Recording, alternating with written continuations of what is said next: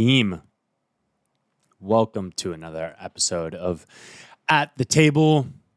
Today we have a very special guest, good friend of mine, Tadzio Dlugolecki. Tadzio is a writer, what I call a cultural thinker, and the co-founder of Lobster Club, a rotating gallery and residency program that has quietly been reshaping the art world. He's the voice behind Joy Arbitrage, a substack that explores what it means to live a lighter and brighter life, and an advisor to Silver Art Project. In this episode, we dig into some of Tadzio's core principles for living a more intentional life. We talk about his 2 summers left mindset and how to tap into the good old days by shifting how we live in the present moment. We get into his concept of 2%ers, why climbing Cringe Mountain is often the fastest path to growth, and how his biannual retreats help him reset and stay on course. We also explore the difference between deep and cheap dopamine and what it means to choose your struggles before life chooses them for you. Conversations with Taj always leave me with more energy. He makes me rethink my social defaults and allows me to experiment more with what really brings me joy. So I hope you enjoy this episode as much as I did. Cheers.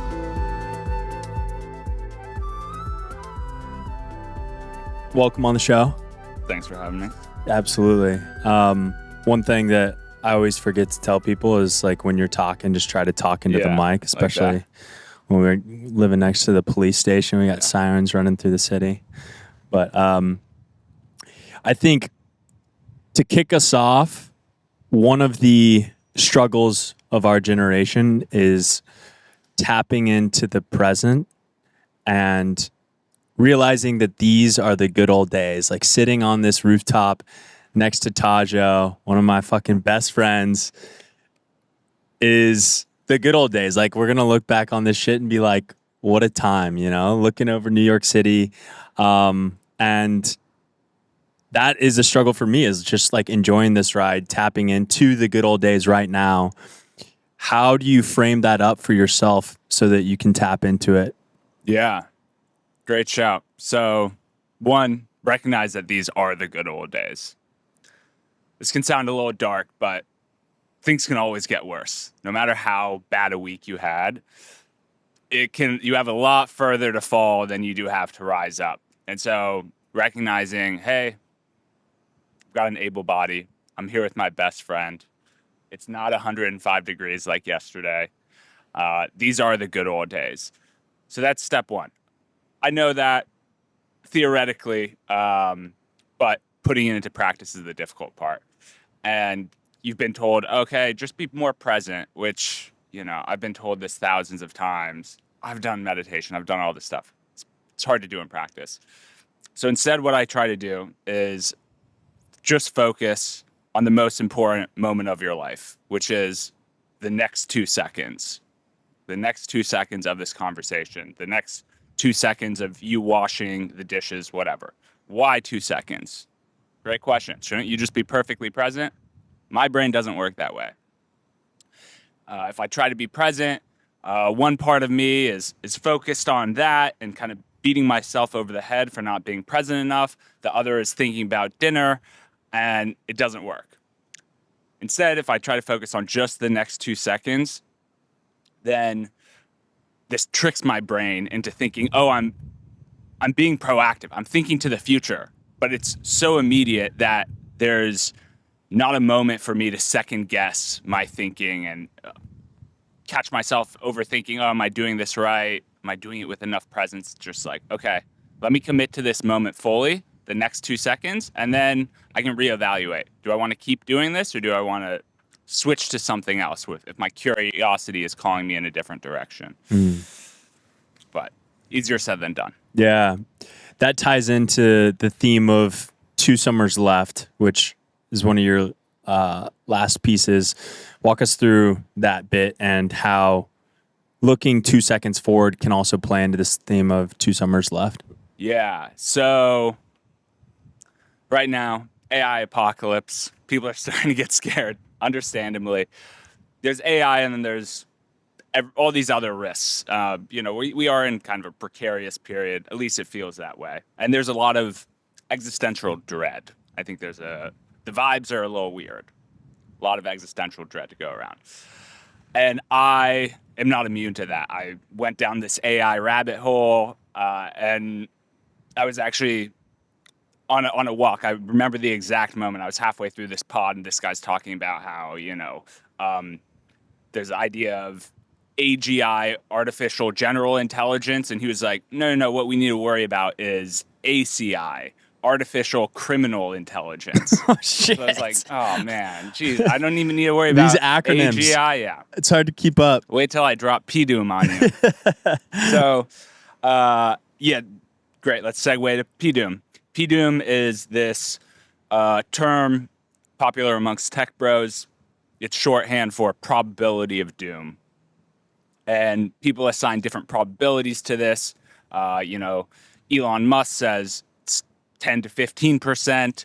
One of these early researchers at OpenAI, who has since left, puts his at 70%, which is insane. And so that's kind of disconcerting on its own. But the thing is, as humans, we're really bad at understanding probabilities. Like, take the 2016 election. Nate Silver caught so much shit for calling it in Hillary's favor. Like, 60% Hillary, 40% Donald Trump. And everyone was like, he got it wrong. It's like, that's not how probabilities work, guy. Like, probabilities work in, okay, there's 100 universes. In 60 of them, Hillary wins. And in 40 of them, Donald Trump wins. And so if you take that view and apply it to probability of doom, even if you take one of the lower estimates of, let's say, 1%, that's the equivalent of you getting to the airport, you're about to board a flight, and someone whispers, hey, just a heads up, guy. There's a 1 in 100 chance that plane is going to go Boeing Supermax on you and you're going to die. You're probably not boarding that flight. And that realization was like, okay, I'm not saying the world's going to end in 2 years or in 5 years. Who knows? But what I can say with certainty is that one day you will have just 2 summers left, right? Like, sorry, we haven't figured out a cure for death yet. That just happens. And so we don't know when that will happen. That's the uncertainty part of it. So 2 summers is a hypothetical deadline that I've given us to reframe and translate that existential dread that a lot of people are feeling, that I was feeling in that moment, and transmute that into existential clarity. What really matters to you? Like that trivial shit that's bouncing around in your head, you posted to Instagram and your post absolutely bricked. You're just thinking about that. If you know you've just got 2 summers left, you're not going to be tripping about that Instagram post anymore. Mm-hmm. Like that is so far down your priorities, right? As soon as you have that clarifying deadline, that's what deadlines do. That's the beauty of them. They give you clarity. And with that clarity, you can then accurately assess your priorities and how you're spending your time currently. So that was the motivation behind this essay. And all my essays, I selfishly write them for myself because it's something I'm dealing with, something I'm trying to sort out. And given this doom and gloom, I was like, well, okay, what are my options? I could go to Washington and try to lobby policy for safe AI, but I don't know what the right policy is. Like, I haven't the faintest idea. And there's no way in hell that I'm going to spend my last 2 summers in Washington, D.C. dealing with politicians. So this is just a way to reassess, cut out the trivial, and focus on what's most important. Living a more carefree lifestyle and releasing control of things that are out of your control.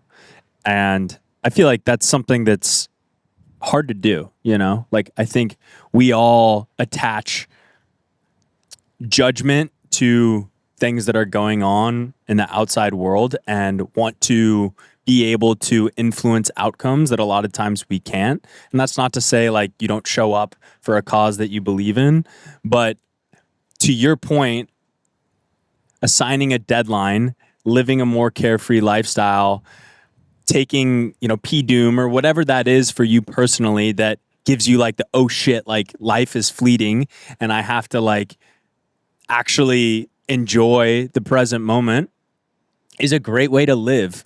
I think it's just coming up with that concept for yourself to trigger the reaction of like, fuck, we might have 2 summers left and this could be the last time that I sit on a rooftop with Tadzio. Yeah. That concept itself is like there's a last time you do something and everything is really interesting. Great tee up. Yeah. I'm glad you brought that up. So there's this idea of remember this might be the last time. And it's a concept from Sam Harris. He dropped this on me in the middle of what was supposed to be a very calming meditation. And he goes, remember, there will be a last time that you hug your mom, a last time you sleep in your childhood bedroom, a last time you stay up until 3 a.m. bullshitting with your best friend. And as soon as you recognize that, and if you remind yourself that throughout the day when you're sipping your coffee, this might be my last morning coffee. This might be my last long-form conversation with you. Even washing the dishes. This might be the last time I wash these dishes. Maybe that's a good thing. I don't know if anyone's upset about that. But that reminder helps make the bullshit of life a little bit more palatable. And it's a nudge to just focus on those 2 seconds, just enjoying those 2 seconds because you're not going to get them back.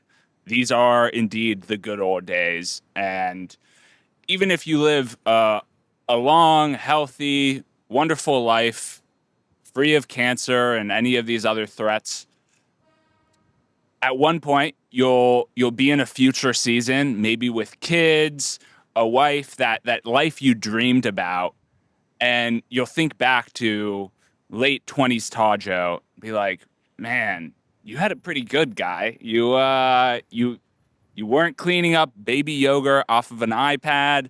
You had no one relying on you. If you wanted to, you could fuck off to Japan on a whim, whatever. So yeah, that's how I try.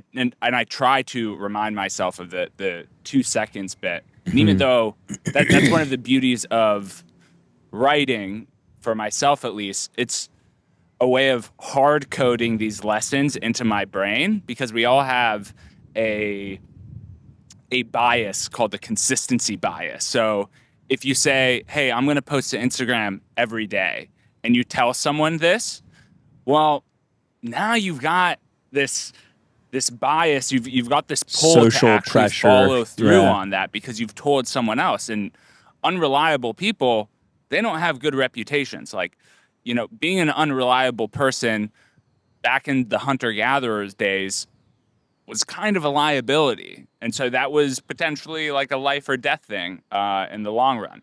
So consistency bias. I tell you about these ideas, and I'm like, damn, I actually have to live up to them now. Mm-hmm. Well, in a lot of ways, too, you're then teaching these lessons. You're hard coding them through writing, but you're also processing it in a way that you must then teach other people. And I think that's the best way to learn something and master it is ultimately like soak it in and then teach it to others in a digestible way. So this 2 summers concept, 2 summers left concept, also ties into the concept of finding people that you love and doing life alongside them, which ironically is what you call the 2 percenters, another 2. What are 2 percenters and how do you find your 2 percenters? Yeah. So quick aside, I never really understood this numerology bit. My sister, she was born on the 11th. Her best friend also on the 11th. 11 is her number. Whenever she sees like a street address. 11, she'll take a photo, usually send it to me. I never really understood it. I've come around to numerology. In my last year of the 20s, I'm like, okay, 2 is my number.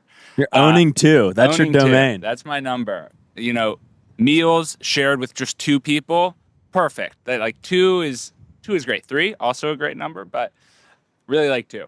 And where this first came about was, you know, we have this concept of introverts and extroverts. And there's a lot of misunderstanding about what those actually mean. Some people think, oh, if you're an introvert, you know, you're not very social. At a party, you're a wallflower. That's not it, right? The proper definition is, where do you get your energy from? Introverts, time alone. Extroverts, time with other people. Still, I take issue with that. I think it's quite misleading. And what I realize is it's contextual. It's not necessarily, oh, I get energy from everyone, and or, you know, everyone drains my energy. For me, what I found is roughly 98% of people, after a prolonged interaction, let's say a coffee or a dinner, saps my energy a little bit. I'm coming out of it with a net loss on energy. Not great, but so it is. You know, I also have a very high bar for time alone. I really enjoy my time alone, have a lot of fun that way. So in order for that to be surpassed, the person really has to bring some juice to the conversation. Okay, so we've covered the 98% of people. That leaves 2% of people. I call these my 2%ers, and these people light me up, okay? Like a conversation with you, I consider you a 2%er. After one of these convos, I could run through a brick wall. Mm-hmm. It's so generative. It gives me energy.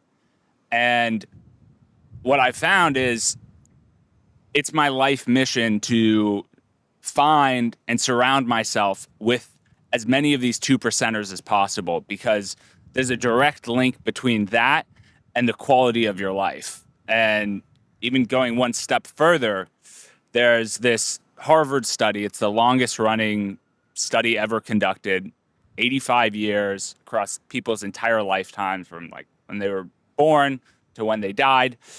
And they found the greatest predictor of health, happiness, and lifespan is one thing: the quality of your relationships. It's like, it literally is a life or death thing to a degree. And that's dictated by who you're surrounding yourself with. So I think that really is, at the end of the day, the most important thing. Who are you surrounded with? Especially when you consider this introvert extrovert thing, because there will be some people who light you up and there will be people who drain you.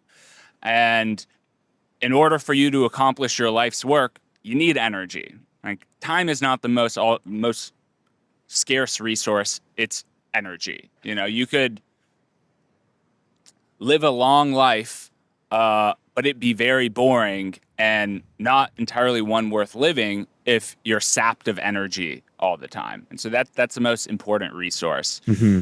So I've made it my mission, find these 2%ers, people like you, and once you found them, try to do life with them, whatever that looks like.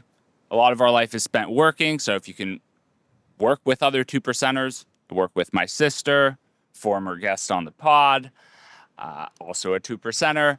So there we go. I'm doing life with her, and then also in other ways, or it's a friend like you know, having dinners, scheduling trips, things like that. What are the common threads that you see amongst the 2%ers in your life? And how do you go about finding those people? To your point, I think what this is speaking to is like finding your core community. Yeah. And if somebody is listening and they're like, yeah, I love the sound of finding people that give me energy. And that's something you're mentioning a decent bit. So what about these people for you feeds you that energy? And what are some ways that you found are the best to find these people? Yeah. Yeah. So I think it differs for everyone, but after coming up with this, I heard another rendition that gets at the same bit, which is you have your couch friends and you have your treadmill friends. And your couch friends, after hanging out with them, just want to sit on a couch. You're tired. You don't have energy to do anything. Treadmill friends, you just want to run. You got so much energy. So yeah, at a base level, it's energy. But then within that, there are other principles and values. Like, do you guys share these things? Do you want similar things out of life? Do the similar things energize you? Because if they do, then you'll have this commonality and you'll be able to chat about these things and both benefit from them. As far as finding them, I think you have to be pretty intentional about seeking them out, because the thing is that the folks you most want to be friends with are often the folks who are doing cool things. And people who do cool things get cool opportunities. There are no shortage of things for them to do. And so you really have to be intentional about cultivating relationships with these people, going first. If you reach out to them, you schedule a coffee date, they reschedule, don't take it personally. Follow up a week later. Hey, can we do this? At a certain point, you don't want to push a limp string, but you do have to be intentional about cultivating those relationships. And I found for myself, New York has the highest density of 2%ers. It's got like a monopoly on them, which is why I'm spending more and more time here, just because this is where my people are at this phase in life. Yeah. I don't know why this came up for me when you were talking about it, but in the bit on core values and finding your 2%ers, Naval talks a lot about finding people that speak to their spouse and their values versus their resume. So if you were to ask somebody that's in a relationship, like, why do you like your partner? And they lead with, they went to Harvard, they're, building this business. That's like not the right answer. It's way more impressive to lead with values that are aligned with your own values. Like, that could be humor, that could be integrity, that could be, the way that they show up for their people. And I think that's core to a lot of the 2%ers that you surround yourself with, is the shared values, the humor, and the fact they're doing interesting shit that you can learn from and growing together. I think that's like a big component of it. When you are out and about, how do you find a balance between investing in your current 2%ers and the people in your life versus, always keeping your head on a swivel, scheduling those coffee chats, and seeking more friendships and partnerships that might lead you to like never feel like it's enough? Yeah. So I think as we get older, we settle into these well-defined paths, right? We have our favorite restaurant, and then at our favorite restaurant, we have our favorite item on the menu, and we could go our entire life just ordering that same food. But when you do that, you're getting a reliable outcome. You know what to expect, and you know what you're going to get. But that leaves not much room for magic, not much room for serendipity and discovery. So you can kind of split things into exploring and exploiting. Exploiting sounds bad, but whatever. It's an accurate term. Okay. Exploiting just means doubling down. Different way of thinking about it. And this guy, Kevin Kelly, he had a bit on what's the right balance of exploring versus exploiting. And he thinks that you should spend 33% of your effort exploring. So, 1 out of 3, try something new on the menu. The other 2 out of 3 times, get what you know, do that. So you can apply that to seeking out new relationships. You need to maintain your existing relationships Hopefully those give you energy, but then also you want to cultivate new ones.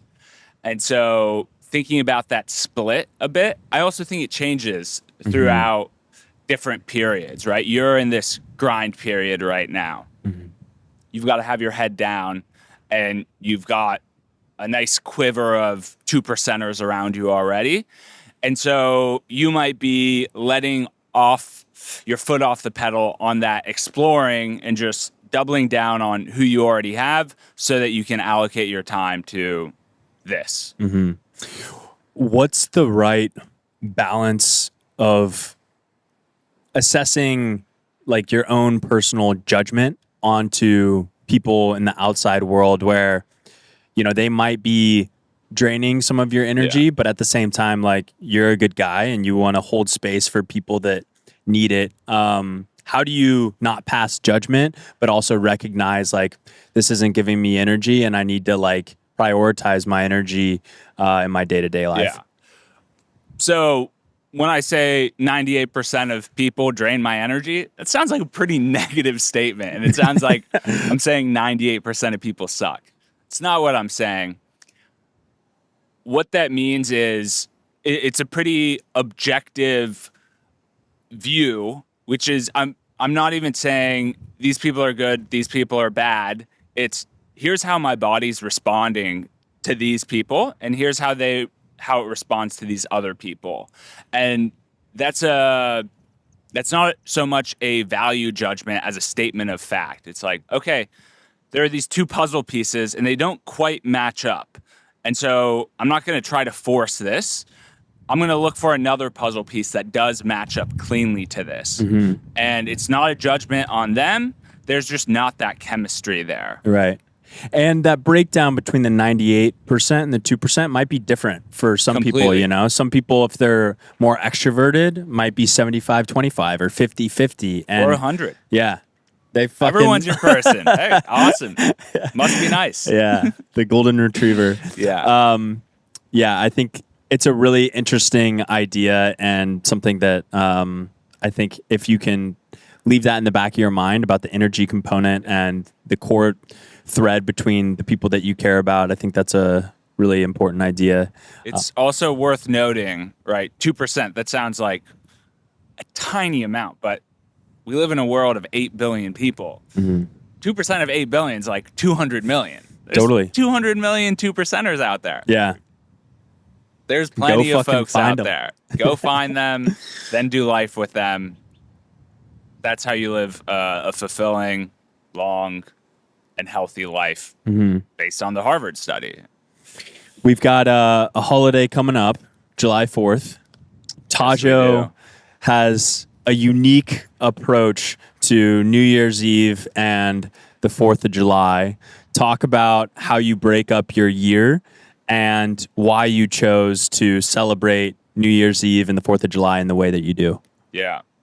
So a funny thing happened my senior year of school. I'm about to graduate, and I'm talking. All the parents are in town. The recent grads are in town as well, and I kept hearing the same piece of advice, which was, "Boy, you better strap in because once you leave college, time really starts to pick up." And I was like, "That's weird. Like, why is that?" And I wasn't entirely sure. But then, spring forward, 2022, December, New Year's Eve is right around the corner. Group chats sounding off with different plans. Okay, we're going to go to Tulum for Monolink, Santa Teresa, some New Year's Eve bashes. And I'm scrambling. I'm like, what am I going to do? I can't be that, thumb with no totally rad and extremely lit plans for this momentous holiday. And I thought back to that question. Okay, why does time speed up when you leave school? Well, one convenient part of school is it's split up into semesters. You have these clear bookends that divide up the year. Fall, spring, summer, winter. And those make the year into these discrete units that are more easily recognizable when you think back to them. And so we have that to some degree after you leave school, which is New Year's resolutions, but New Year's resolutions catch a lot of flack. You know, like the year is a very long period with plenty of nooks and crannies for your goals to hide in. So you wrap a year and you're like, well, I didn't do any of my New Year's resolutions. Shit. But you still have that year. Okay, so that's one potential bookend. So my thinking was, okay, maybe I can really create a ritual around this year and split things up that way, create notable bookends. So instead of booking a flight to Tulum, went on Airbnb. I found one in the middle of nowhere in Leavitt, California, on a reformed Amish farm with, you know, llamas and goats and all this stuff. And I was like, perfect. Hell yeah. So packed up my journals, a filet mignon, a little bit of mezcal, went out there, had some loose questions, and just took time to reflect on the year and then think to the future.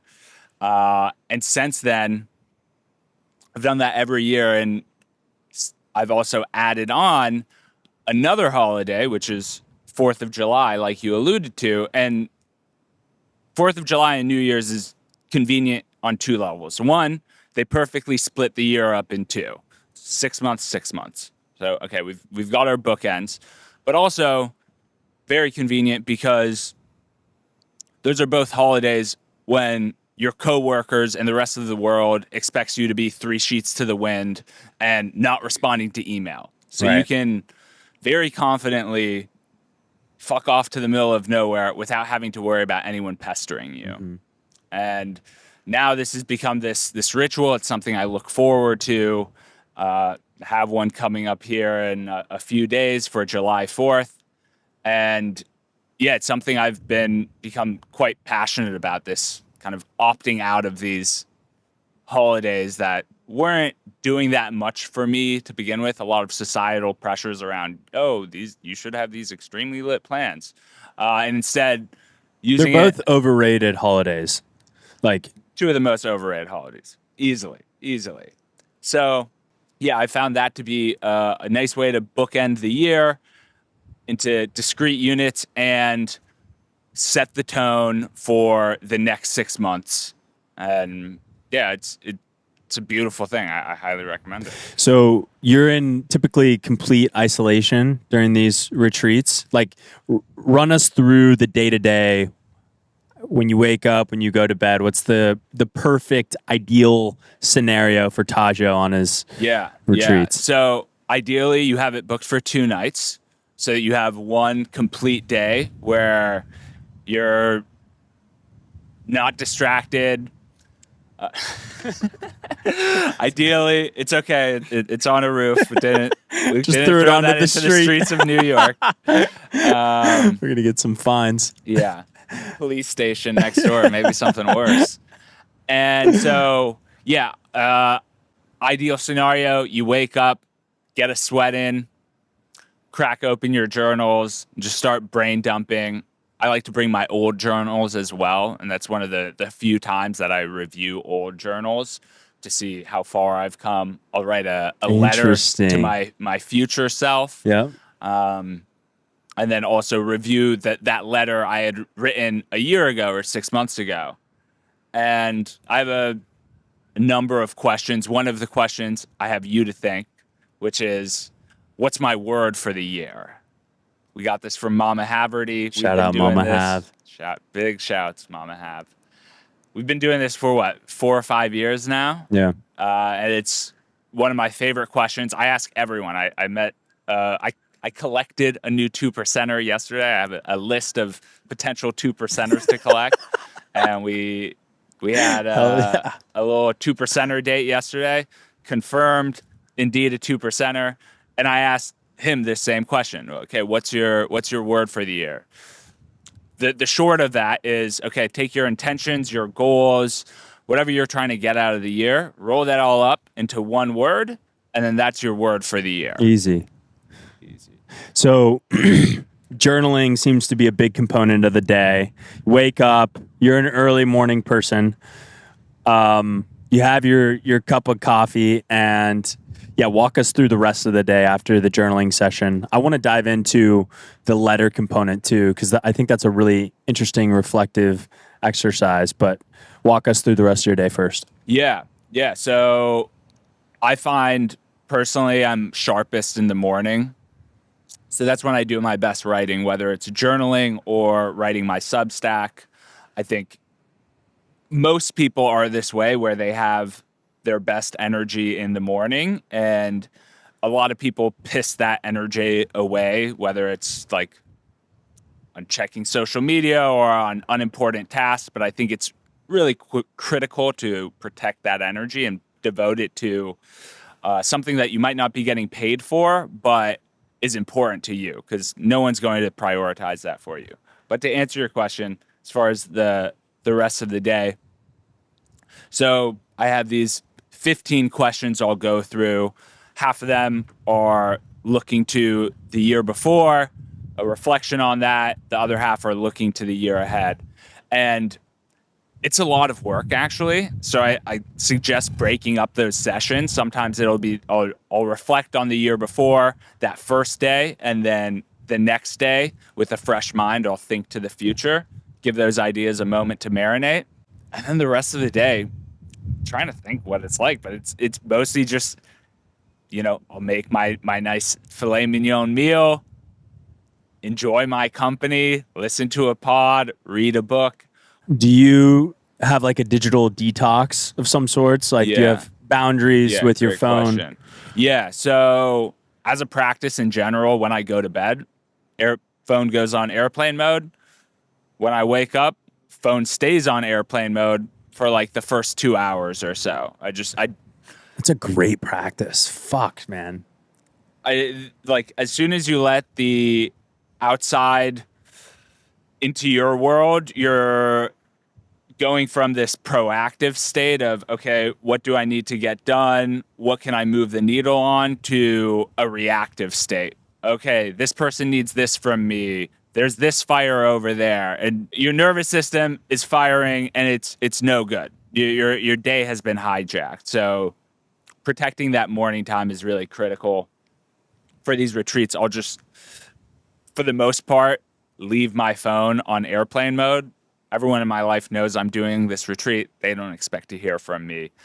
So even if I have my phone not on airplane mode, I'm not getting random texts. Mm-hmm. Right.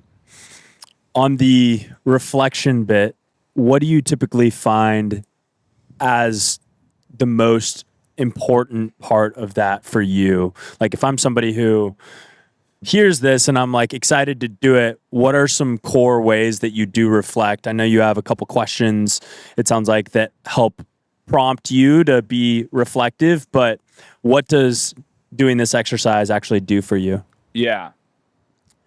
So we hit on this theme earlier, energy. It sounds woo-woo. Like, energy has been kind of co-opted by the woo-woo crowd, which I'm adjacent to.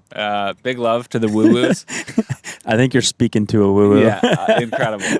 But doing an energy audit of, okay, I'll pull up my calendar and I'll thumb through there. You can also do this with your Photos app, just scrolling through there and noting, okay, what activities gave me the most energy? Which ones made me feel alive? And then on the flip side of that, what activities drained me the most? And so from that, you end up with a more of, less of list. It's super simple, right? Just one column. Okay, I want more of these things, these people, less of these things, these people.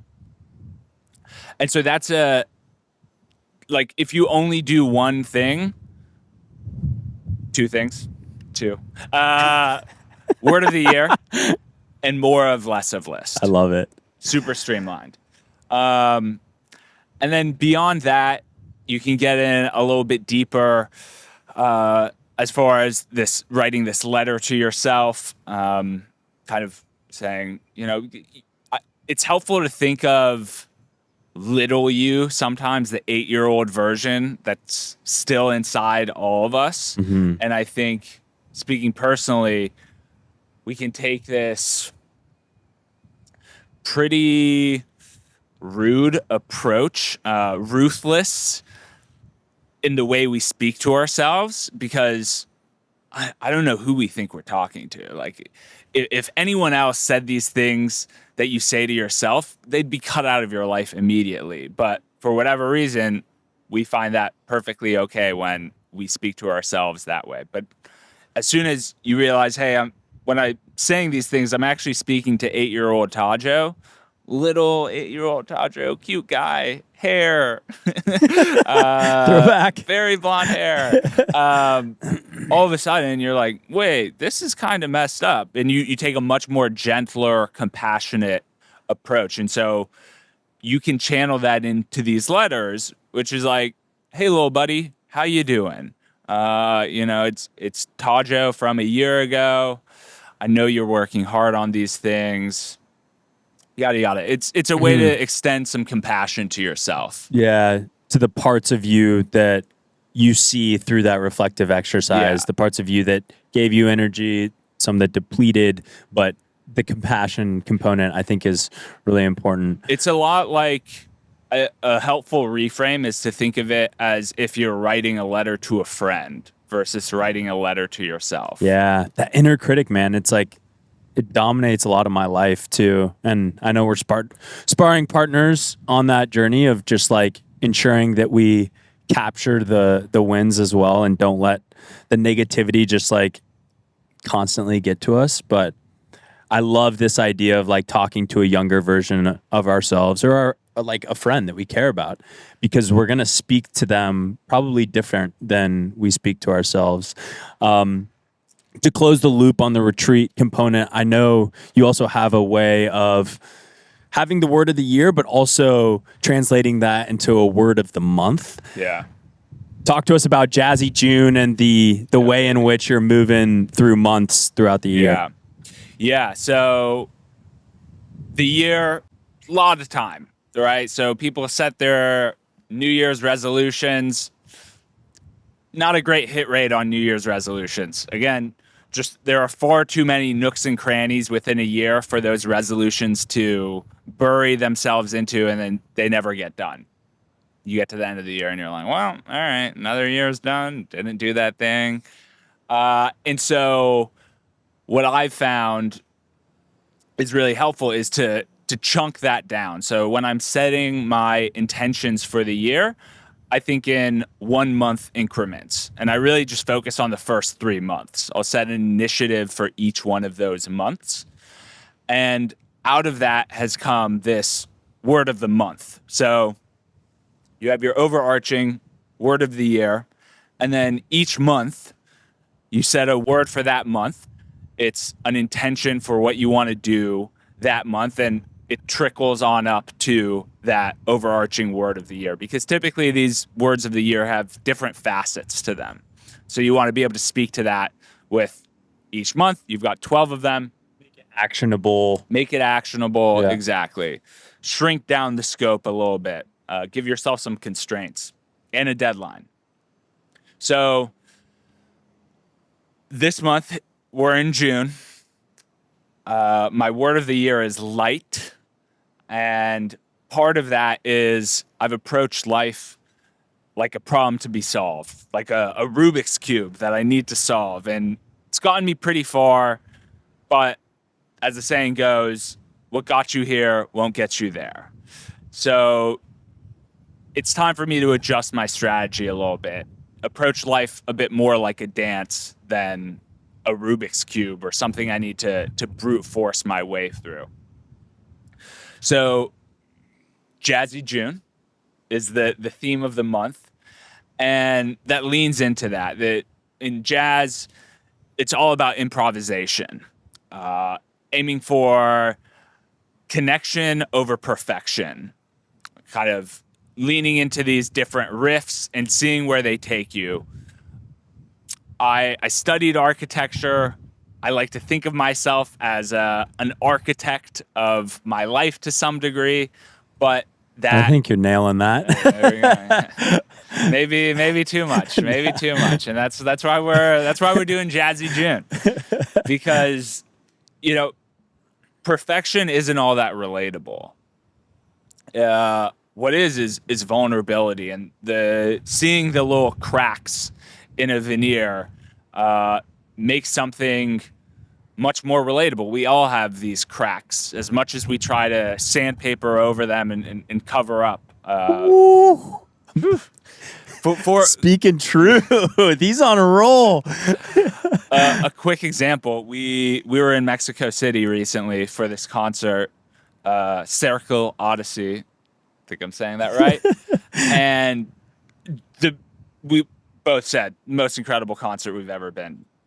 To call it a concert is almost selling it short. It was a cinematic experience, and you're in this 50 by 50 box, 50 by 50 meter box, and you've got the band in the middle, and then the walls are lined with LED screens. So they had this beautiful choreographed performance happening in sync with the concert. And about halfway through, a portion of one of the panels starts flickering and then it just goes dead. And we're like, what happened? Concert goes on, and that panel is still out for like a good 5 minutes, and then it comes back online. And after the concert, we both turned to each other and we were like, wow, that was actually so cool. That made the experience so much more profound, because it reminded us, hey, there's this team behind this performance. And we knew they were scrambling. Oh, yeah. The moment that issue came up, they were doing everything in their power to bring it back to life and create this perfect experience for the audience. And in reality, that little imperfection, I think, created the perfect experience, because it showed, there's a team behind this. There's a human touch. Mm-hmm. There's going to be mistakes, but that didn't detract from the experience. It added to it. Yeah. It gave it like this human element. And the Cirque team has done incredible things. What I'm hearing from you, Jazzy June is leaning into the imperfection, the improvisation of life, and just letting things unfold as they will. If I hear this and I'm like, okay, like this sounds like a good idea. Rattle off some like other months that you've done that you've found have been like powerful. Like what are some other examples of like actionable things that you tackled on a monthly basis that you learned a lot from? Yeah. So a previous word of the year was now. And that was a really formative year because historically I've been heavy on planning, light on execution, right? Architect. He's got his master plans. Those plans don't always come to fruition. And so with that part of now, I realized I had always kind of known this, that for me to create the life I want would require some degree of bold action. And anytime you take bold action, whether it's introducing yourself to a stranger or doing that thing you're kind of scared of, you feel like you're in the driver's seat of life. It's very life affirming. And so out of that, I focus on, okay, we're going to be bold. This is the year of boldness. And to help me in that path, I created this thing called the evidence doc, which is, I am a bold person. That's the headline. And then each time I take a bold action, whether it be big or small, I note it in that document.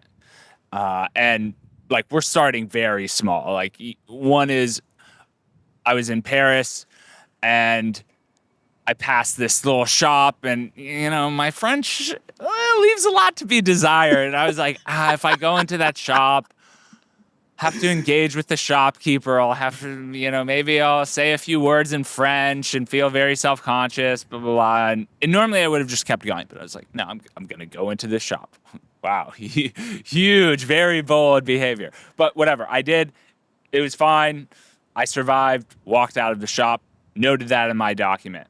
The next day, I saw this very swaggy Frenchman, and I was like, you look good. It's like, okay, bold document. Fast forward a couple weeks, my neighbor, I had seen her a couple times on her balcony taking smoke breaks, and I was like, just kind of cute. I'm in Paris, city of lights, city of love. Maybe there's something here. So one day she's smoking a cig, and I'm like, all right, let me ask her out. So very quickly, I pull up Google Translate. I'm like, how do you ask, are you single? So again, poor French here. I think it was like, je tu célèbre. Write that out. And I like pop out the window. I hold it up, and she kind of squints with her cigarette. Very cute. And like, and then she goes, and I was like, oh, what? Married. Okay. So long story short, there was no date there, no romance. We are not married. But that was a bold action. You can bet I wrote that down. So over time, these small wins accrue, and as you write them down, you can look at that and say, oh, wait, no, I'm actually a bold person. I've got evidence of that. And you can apply that to any word you set.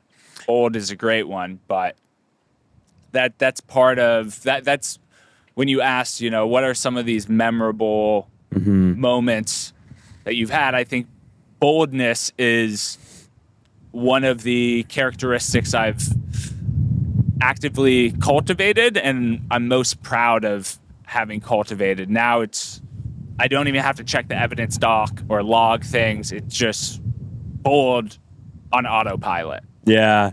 Well, and those little decisions compound over time. And as you created that evidence, you realized like, holy shit, like I can do this. And it became something that, now you're living on autopilot in this bold way. Some other examples I remember, like Toastmasters, when you wanted to get better at public speaking, and just things like that, where you break down your core word of the year into like more actionable bits that you can do on a daily basis to compound, I think is the idea.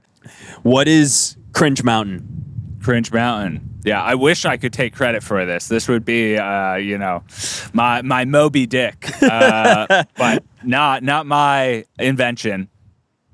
What Cringe Mountain is, we have the life we want, and in short, that life is on the other side of discomfort. It's waiting for you. You just have to cross what is known as Cringe Mountain. And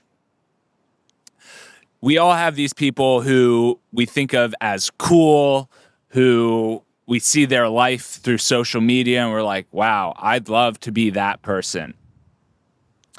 What we don't see is all the work they put in arriving at that point. We just see the finished product.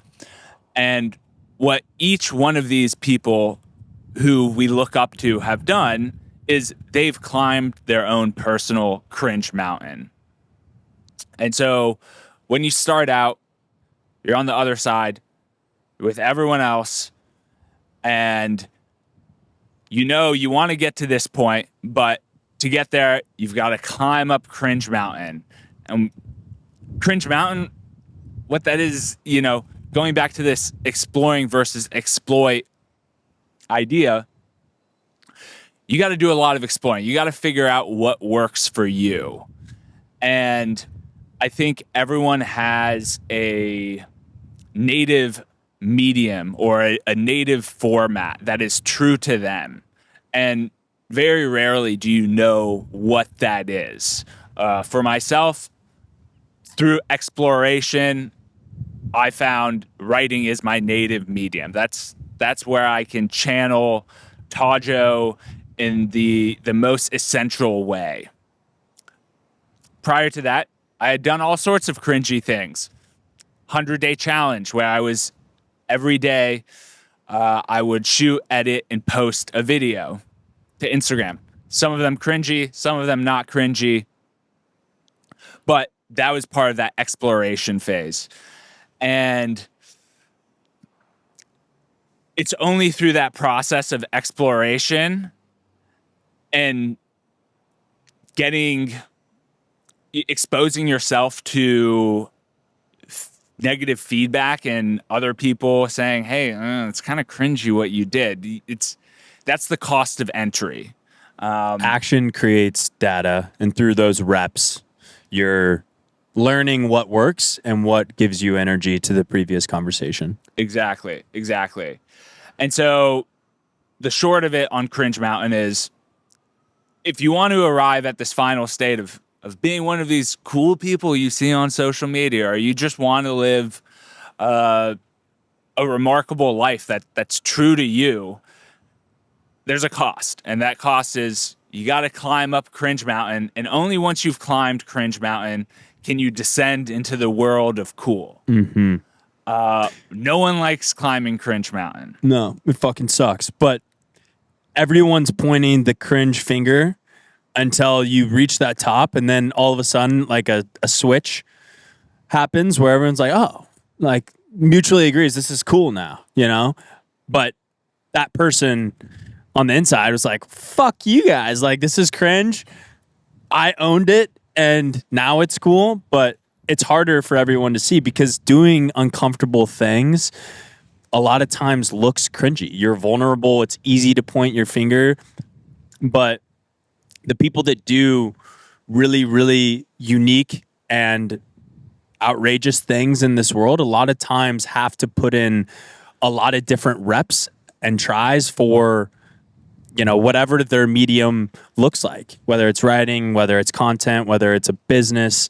So I think, I love this concept, and I think it's something that we're trying to lean into more. But I see somebody on that path where they're putting themselves out there, and I'm like, let's fucking go. Like, I respect that, you know? And even if they're not nailing it or they haven't nailed it, it's putting themselves out there and letting life take them that I respect. Yeah, I think this gets at something that's really important, and it sounds so simple that I don't think we give it the thought it deserves, which is you need to have fun when you're doing this stuff. Like, whatever goal you're working towards, it's critical that you have fun, because otherwise you're going to abandon it. If you're doing like man on the street type videos because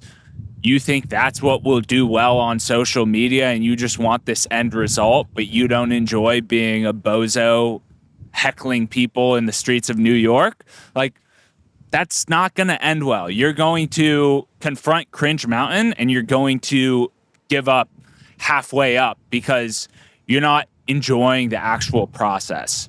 And so stacking the cards in your favor and finding something that you would continue doing even if no one else was applauding your effort is critical.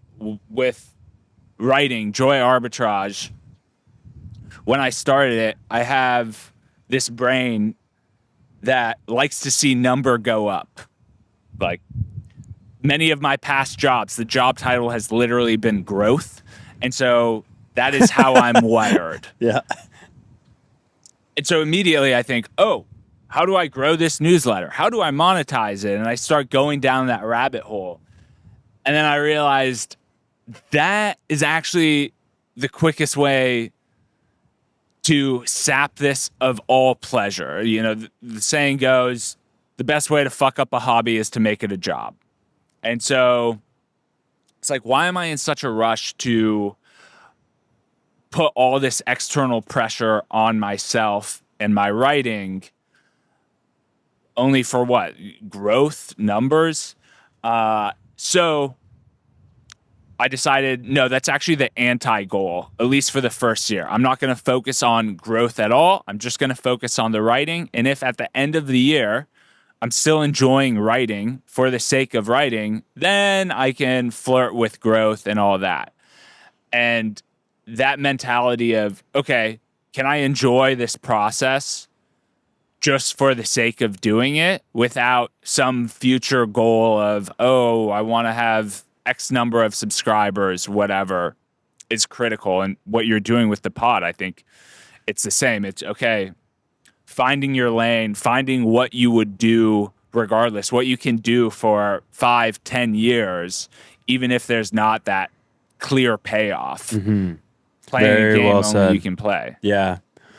When it feels like fun to you and looks like work to everybody else, but not forcing the function of monetization, but doing it because you truly enjoy it, which I know for you is writing. In today's age, we focus a lot on dopamine. There are two forms of dopamine that I know you talk a lot about. What are those two forms, and what are ways that we can tap into the one that we want more of? Yeah, so I think of dopamine in two ways. There's cheap dopamine, and then there's deep dopamine. And cheap dopamine, you already know what that is, right? It's TikTok. It's a tasty little chocolate bar. It might even be like checking your emails. Pornography is up there. Pornography, video games. Yeah. These deliver an avalanche of dopamine, and it's not very sustainable. There's also a lot of misunderstanding around what dopamine is. We think of it, oh, it's this, pleasure molecule. And that's true to a degree, but a better way to think of it is dopamine's the motivation molecule. It's what propels you forward, and it provides little snackies on the way to achieving a goal. So it's a really critical thing for us to have. And you can think of it as like this tiny cheerleader that's in your body, and it's rooting for you, willing you to go on, which is a necessity. We need that. But the trouble with these cheap dopamine releases is that when you do one of these, it releases an avalanche of dopamine in one burst, and then you're cooked for the rest of the day. You don't have any of that dopamine cheerleader rooting you on to do those harder things. And that's where a deep dopamine comes in, which is, more boring tasks, or it's going for a run. These are harder earned sources of dopamine, and they don't release in avalanches. It's more of a slow drip drop of dopamine over time. And so cultivating your life and setting up your day in a way that you're not flooding the system in the morning with dopamine is really critical, because if you do, then you're not going to have any energy to get these less fun but far more important activities done. So I like to, there's a saying, eat the frog first. Okay, get the hard stuff out of the way, because the way dopamine works is in the morning, you wake up, your dopamine reserves are full. They're brimming with dopamine. But that also means that it's extremely easy to trigger that avalanche of dopamine, which is why if you wake up and you check TikTok, terrible way to start the day. Everyone knows that.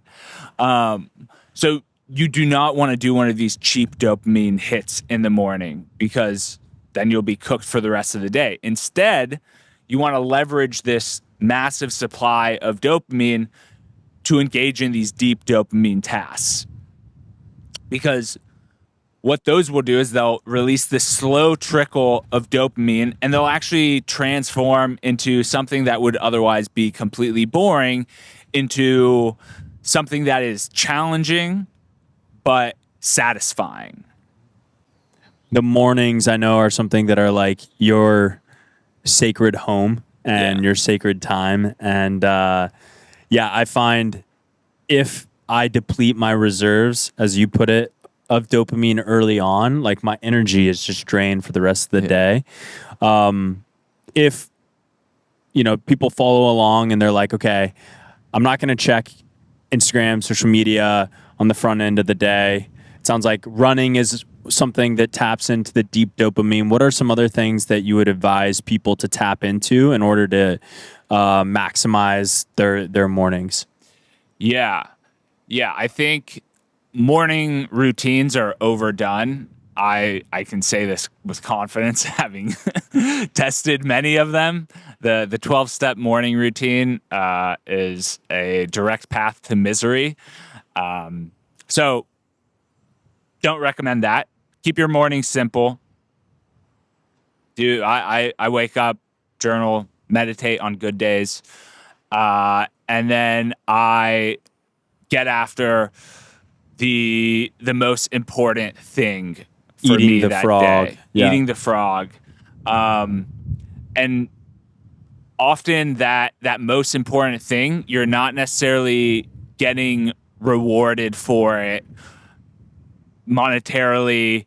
You might not have like a boss hounding you to do it. These are times for the things that are important but not necessarily urgent, right? These are the foundation of building the life you want. So for you, that might be, okay, I need to edit together these videos, right? Not necessarily something I want to do, but it needs to get done. And so I like to carve out, at a minimum, a 90-minute block where I just focus on one or two things that will really move the needle in a meaningful way. And the beautiful thing about that is you stack your morning with 1 to 3 things that are critical. These are your musts, okay? And if you get those 3 musts out of the way, you then free yourself up to approach the rest of the day with much more curiosity, whimsy, and a free-flowing nature, because you've gotten those important things out of the way, and now you can just follow your curiosity and let it take you wherever it goes. Often we don't know. That's part of the mystery. That's part of the fun. And so it's, for me at least, it's so critical to just, okay, eat that frog first thing, get it done, and then I can go with the flow a bit more through the rest of the day. Prioritization, I think, is like such a skill to develop over time, like being able to understand the to-dos, but then say, all right, for this 90-minute block, I'm going to focus on this one thing because it is the top domino. Yeah.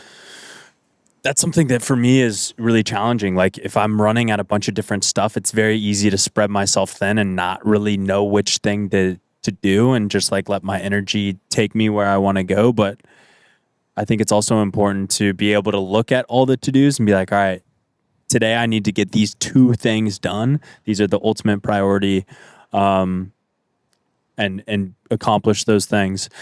You touched a little bit earlier on like releasing, letting go of the tiller. Talk to us about the surrender experiment. Yeah. So surrender is a funny word. I've struggled with it myself. It evokes these ideas of passivity, of just being a pushover. And it's not that. It's not that at all, actually. It's what surrender really is trusting in yourself that you're capable and you'll sort things out. It's this handshake agreement you make with the universe on one hand, acknowledging, okay, the universe is more informed than I am. Again, I have these master plans. I know exactly how I want these things to go because, I know the best outcome. And the truth of the matter is, I don't have a great hit rate for knowing the best outcome. Most of us don't. Some of the best things in life that happen to us, first, they look like a red light or a yellow light, in the words of Matthew McConaughey, and then that then turns into a green light. And so you need to have some level of trust that the universe is more informed than you and will set you up. Okay, it's like an alley-oop, right? They're gonna get the ball to you, but at that point, it's on you to lay down the dunk, right? And that requires a degree of agency, trust in yourself. You can think of this as, what's my reputation with future Tadzio? Has future Tadzio failed me in the past, or does he actually have a pretty good track record of following through and getting the situation sorted, right? Another way to think about this is whitewater kayaking, okay? You've trained, you've kayaked before, you've got a paddle. The other component is the river. You don't have control over the river. The river has got its own flow. The best you can do is try to manage that. And what surrender means to me is knowing when you need to paddle and when to just let the river carry you. That's what that means. And another way to think of this that I've found to be very helpful is, in the words of Michael Singer, this is a prompt you can ask yourself. Is this an opportunity for surrender, or is action required?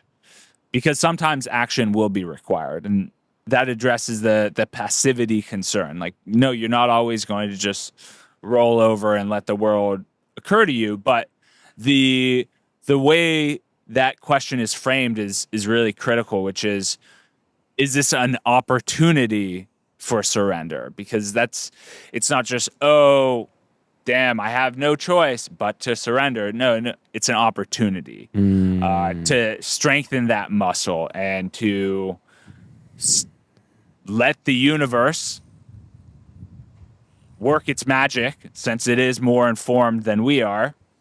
And then when the time comes, then you can act if necessary. But it's an incredibly freeing mentality, and I think it's just one of these truisms that occurs again and again, and there's really no part of life that couldn't benefit from a bit more surrender, and it's really just not this passive approach. Yeah, Mel Robbins has a book called Let Them, and it's a little bit like that, where you just put your arms up and you're like, people and the world will like attack me sometimes, and you're just surrendering to the chaos a little bit, and controlling what you can control, not having this closed grip approach to life, but opening your fist and opening your arms to the world around you.